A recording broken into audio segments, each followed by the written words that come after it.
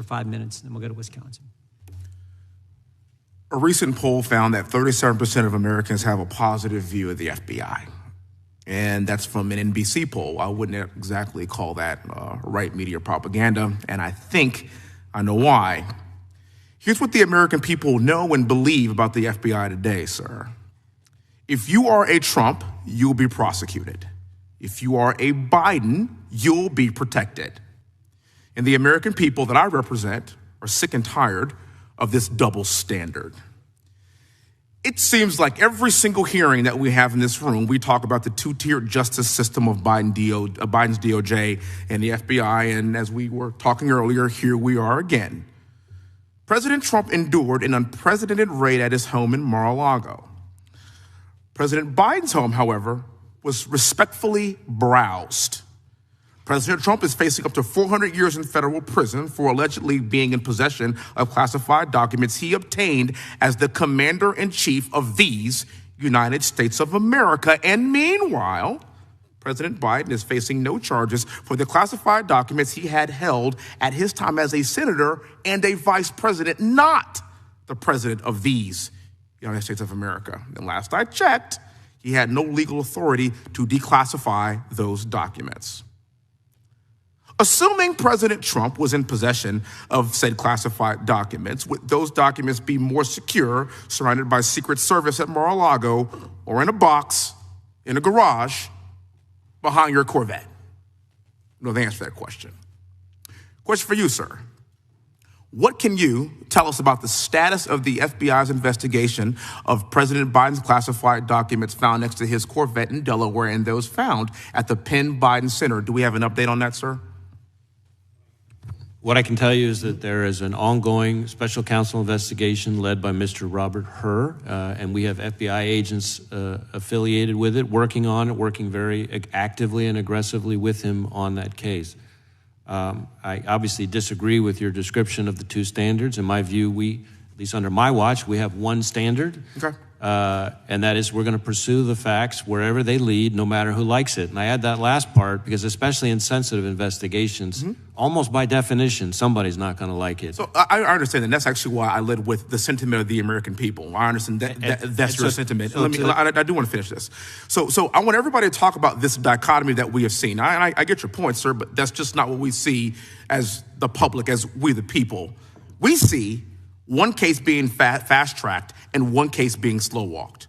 We see one president's home being raided, the other president's home being kindly searched. You have one government agency, the Secret Service, protecting the former president and his home, and another government agency, the FBI, raiding the same home. Now, to me, sir, that's tragically ironic. And we expect more from a functional constitutional republic, and these things shouldn't be happening.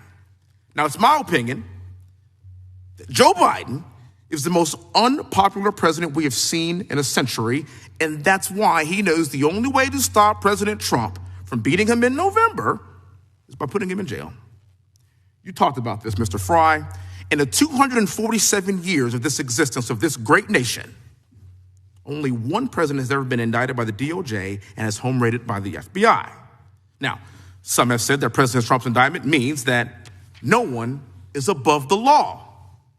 Okay, all right, I would love to see that. But what about Hillary Clinton? And what about Joe Biden? And what about Hunter Biden, who is America's favorite son? And let me tell you something. I got a 4-year-old daughter and a 2-year-old daughter at my house. Hunter Biden to me is like glitter.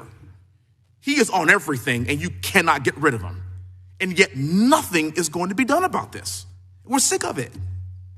James Comey decided not to prosecute Hillary Clinton despite overwhelming evidence that she committed crimes. And as I recall, it was the position of the FBI to not prosecute because they didn't want to interfere with the presidential election. What do you call this? The Iowa caucuses are in 6 months. 6 months. I think the American public would expect to see this from Cuba and from Venezuela and from Russia and from China, but not here. The people expect us to have blind justice. They expect equal justice under the law. It is not the job of the DOJ or the FBI to prosecute Joe Biden's top political opponent, who is leading in every single primary poll, and the Iowa caucuses are in 6 months. Let the people decide. It's our job to uphold the Constitution. As a West Point grad and military veteran, this is the Constitution I give my life to protect, and I expect us all to uphold it likewise. Thank you so much for being here. Mr. Chairman, may I briefly respond? Sure. So number one, as to the investigations related to Mrs. Clinton, as you noted, that happened under my predecessor, and I'm not going to speak for or defend that decision. I recognize that. Second, as to your descriptions of the investigations related to Hunter Biden, as you know, there is an ongoing investigation being led by the Delaware U.S. Attorney appointed by President Trump, and we are actively working on that investigation with him. We look forward to seeing the results of this quickly and swiftly. And third and finally, to your point about the American people and their views, I worry less about NBC polls or polls by any other news outlet, but I will tell you that the number of people in Texas applying to work for us since I've been in this job has gone up 93%, and in fact, I'm not going to quote Matt Gaetz. I heard his response to this earlier. In fact, we have more applicants from the state of Texas annually in the last several years than any other state in the country. And that makes sense because Texas is the greatest state in the country. Then I think that speaks very well of the view of Texans about the FBI. Director, any agents who served on the Crossfire Hurricane investigation or the Mueller investigation, are any of those agents on Mr. Hur or Mr. Smith's special counsel team? I don't believe so, but I can't, on the top of my head, go through the list of, there's a lot of agents involved in the two investigations, and so let me check into that and see if there's any way we can get back to you on that, because I don't want to get out over my skis. Thank you.